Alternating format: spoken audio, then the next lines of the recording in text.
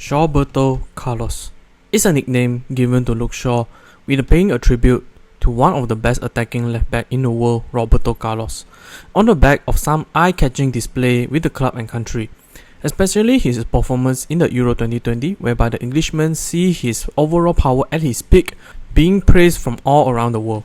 The opening goal against Italy in the finals made his reputation rose to the pinnacle.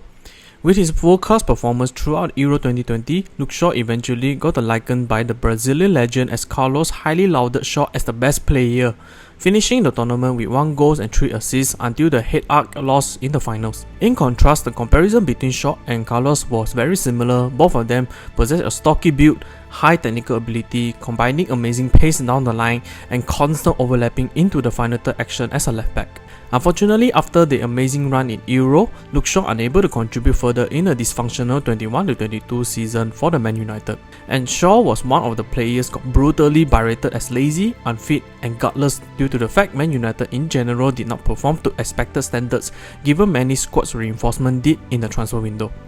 But the great news was, in come of this season, under numerous tactical adjustments, Luke Shaw did not signal his resurgence of his performance, but found a new route of improvement in terms of position. What is up, ladies and gentlemen? I'm Marvin, codename CM. Welcome to the Code United channel once again. Luke Shaw coming into this season initially got heavy criticism, in which correlated to the first 2 defeats under the Dutch manager, and Erik ten Hag since then dropped Luke Shaw in favour of the newly signing Dutch player Tadeo Malacia. The former Feyenoord left-back did surprisingly well for a numerous game until the Man City game. Luke Shaw was then returned to the starting spot across the season after the World Cup. The hangover of fatigue to Lisandro Martinez had Erik ten Hag made a bold decision by playing Luke Shaw in a left centre-back against Nottingham Forest at 27 December 2022. Resulted a positive reception. At first, Luke Shaw in the centre-back was seen as a gimmick or a short-term plan to cover Martinez's absence. However, during the Man City derby in the Old Trafford, even with Martinez and Maguire available for selection, Erik ten Hag picked Shaw to start in his unfamiliar position as a left centre-back to a greater effect.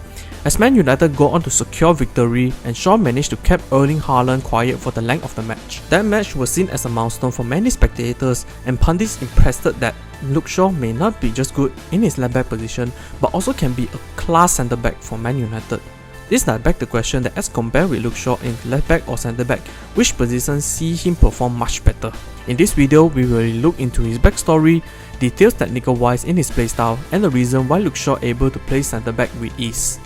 As per usual, if you do enjoy this kind of video, do please like, share and subscribe to this channel, that each of your subscription will be a motivation for me to upload new content, and ring the notification bell for every new upload. Let's cut to the chase, and here we go. Luke Paul Shaw, born in 12 of July 1995, made him 28-year-old this year, currently playing for Man United. Coming out from the famous Southampton Academy that have produced some of the best talents with the likes of Alan Shearer, Theo Walcott, Gareth Bale and Alex Oxlade-Chamberlain, Luke Shaw during his early days with the Saints also managed to pull some of the interest from Arsenal, Man City and Chelsea, but were rejected by then manager Nigel Adkins. He told the BBC Solent via BBC Sport, "Luke Shaw is a big part of our future plans. We have got no intention, believe you me, of letting any of our young players move on." After made his first team debut against Millwall in 28 January 2012, Luke Shaw will consistently showcase his strong, on-ball technical ability and attacking prowess had he established an exciting and highly lauded left-back in the Premier League. On 18 April 2014, Shaw was named as one of the 6 players shortlisted for the PFA Young Player of the Year award and also selected into 13-14 PFA Team of the Year along with some of the Premier League great defenders with a young age of 19-year-old. Under such amazing attribute led to many speculation that Luke Shaw have to leave for a bigger club. Reports from Chelsea seeking for a long-term replacement for Ashley Cole. Spurs were in desperate needs of a new left-back after losing Danny Rose to injury.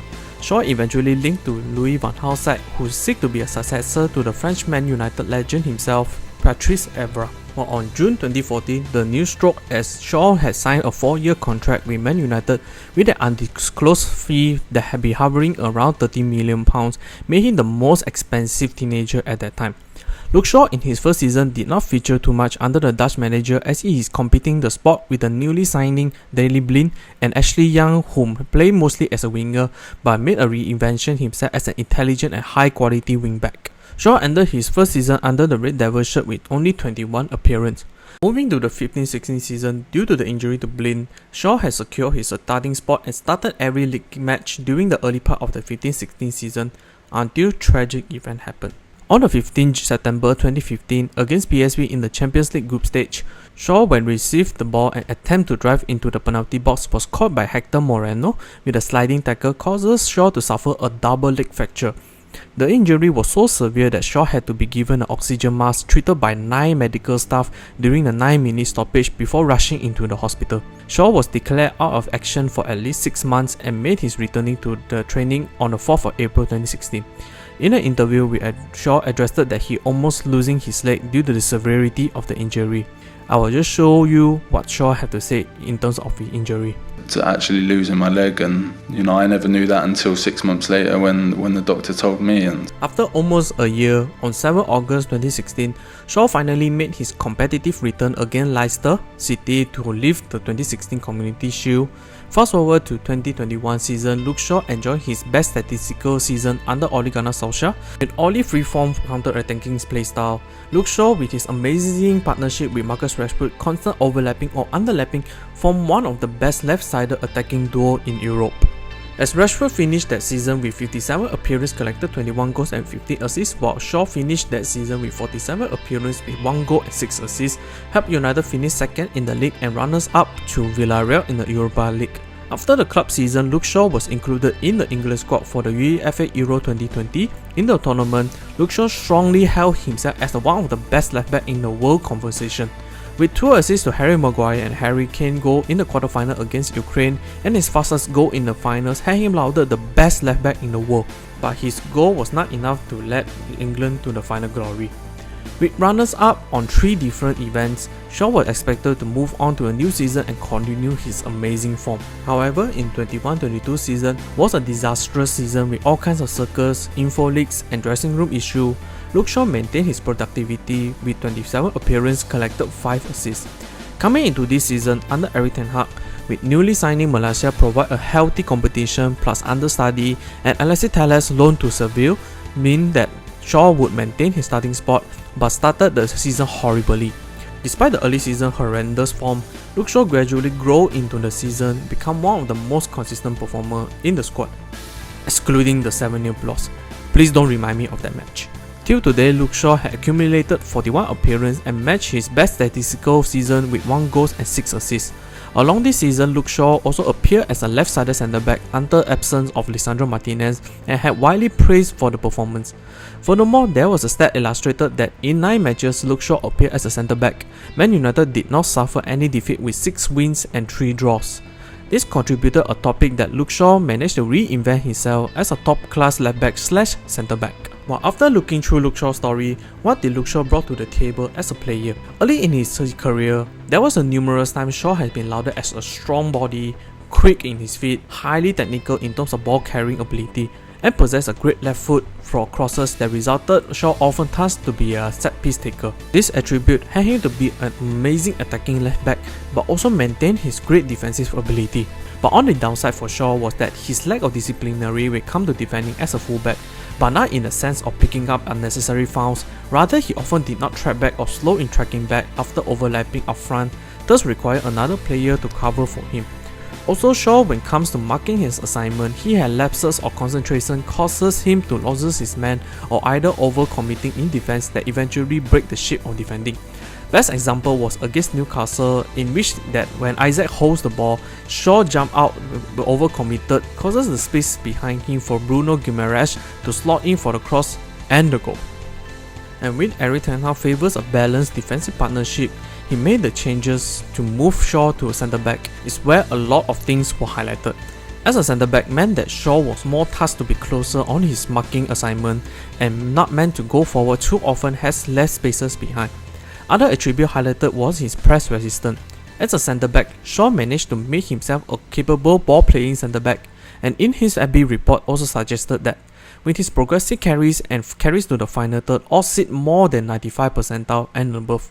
Another example was against Barcelona first leg that when paired with Varane, whom also comfortable with the ball but was less persistent compared to Shaw. And when playing from the back, initially Lewandowski presses De Gea, then switched to Varane, but was nullified when De Gea passes out to Shaw for a better progressing. This had Lewandowski to adjust his pressing by tweaking the angle running causes the passing angle to shorten. This that an example showcased that how his amazing carry ability and his forward moving process but also maintain his defensive assignment. In spite of all positive direction for Shaw being a great centre back, but playing as a centre back meant that Malaysia in current time was an upcoming decent left back, but was not very proficient in attacking and did miss Shaw creative attacking output. Overall, Erik ten Hag's preference on having a both right and left-footed centre-back made Luke Shaw a newfound role in his career and potential solve for Man United centre-back as the drop-off from Martinez to Shaw was basically non-existent. The only difference was Martinez was more aggressive when defending, but Shaw was more covering defensively. But on the ball, there were no drop-off at all. While these changes also signified the Erik ten Hag's brilliance and boldness when it comes to tactical flexibility. That's the end of the video. What do you guys think? How do you view Luke Shaw as a left back or as a left centre back? Comment down below so that we can have a discussion. Hope you all enjoyed this video. I will see you all in the next one.